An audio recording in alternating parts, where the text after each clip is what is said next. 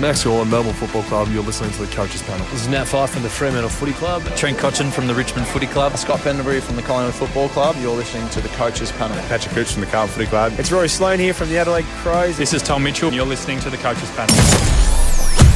Hey, it's MJ from the Coaches Panel. Welcome back to another player review as we look at every single player that moves clubs this trade and free agency period and tell you what we think it's going to mean for fantasy footy in 2025. Oh, has social media been a spicy place to be? It's only going to continue to get hotter over the next 24 hours or so. The trade is official. Matt Owies has landed at the West Coast Eagles. They've got a raft of assets to go alongside it.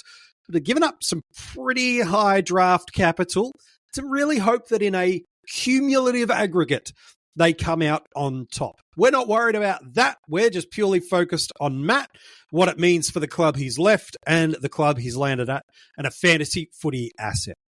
Let's talk about him from a footballing perspective. He's a really smart, crafty footballer. Make no mistake about it. He's a victim of circumstance. I think had it not been for Carlton trying to do as much as they are this off-season in terms of creating salary cap space for Houston, then all of a sudden it was high draft capital to get in at the very pointy end of the draft and still leave some room for some father-sons that they wanted to get. He unfortunately became a victim of trying to really create lots of fluid list space.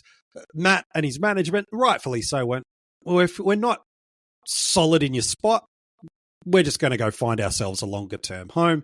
And that's what they have done by him landing at West Coast. But really smart, crafty goal kicker. 30-plus goals just this season gone. Really does add some high speed, pressure, and presence around inside forward 50, a good crummer as well.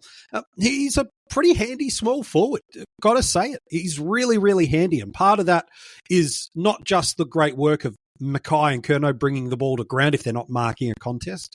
It's his smarts and IQ to get to those right positions off the feet of those two twin towers and to then impact the scoreboard and applying that nice defensive pressure. Look, he's not a world-changing, game-changing, squad destiny-shaping small forward, but he's a very, very good small forward.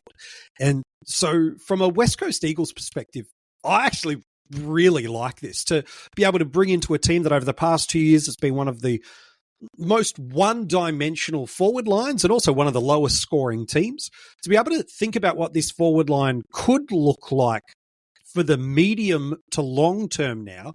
It's actually, I think West Coast Eagles fans, I know you're a bit hurt about how this deal has got there, but if we're just purely focused on Matt, this actually is a really important piece for your forward line and for your structure moving forward. You've already got two of the hardest pieces of the puzzle to build a forward line around in marking, key forward, general forward presence.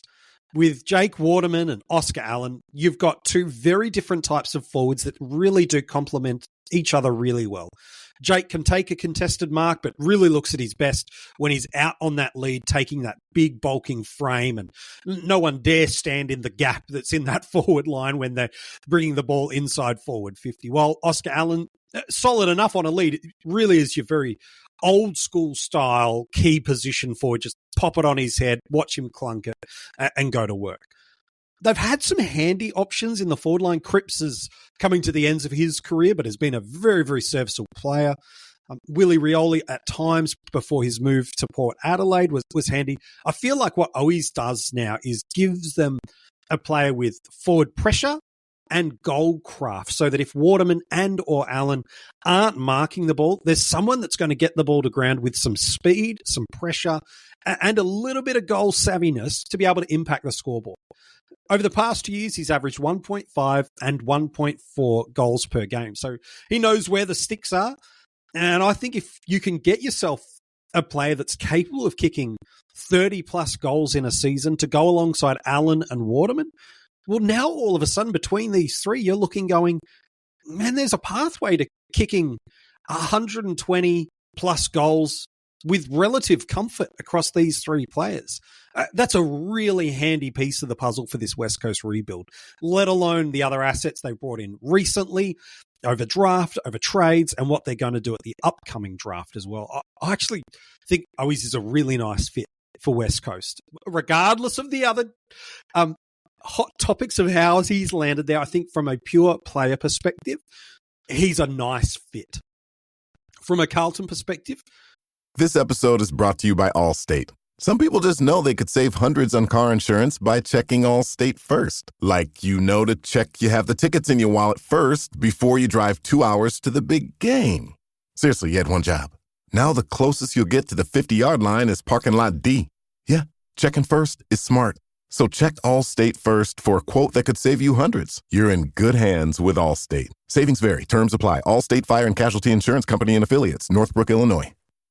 Well, they forced him out with the way they managed this list, with the conversations that they've had around not yet rewarding him with a contract. It was pretty clear to him and his management that, look, he was okay to be let go of. So much of Carlton's forward line is dependent and its function on Curnow and Mackay. But replacing a small forward, as handy as Owies is, I think Carlton feel like they've got some of those pieces already. The combinations of Durden, Motlop and Moyer, who's only seen very limited game time in the AFL system. But I think they feel like between these three players, they've got two combinations that can make some small forward pressure, X-factor forward presence. So I think Carlton clearly happy to see, well, maybe happy is probably too generous a term, but comfortable to see Matt go, given the stocks they've got in that pressure, goal-kicking, small forward space. So, yeah, a 30-plus goal kicker walking out of your squad, yeah, it does hurt, for sure. But of all the teams, maybe only the GWS Giants are the other that could feel comfortable losing one of the players that for a long time has been part of their best 22, and Matt was in that spot. So I think Carlton are relatively comfortable with this. From a fantasy footy perspective, top scorer 91 in fantasy, got the sole ton last year in SuperCoach 104, an average in the mid to low 50s in SuperCoach, didn't even crack really the 50 in fantasy, but politely, it's just not an option. You're not looking at it.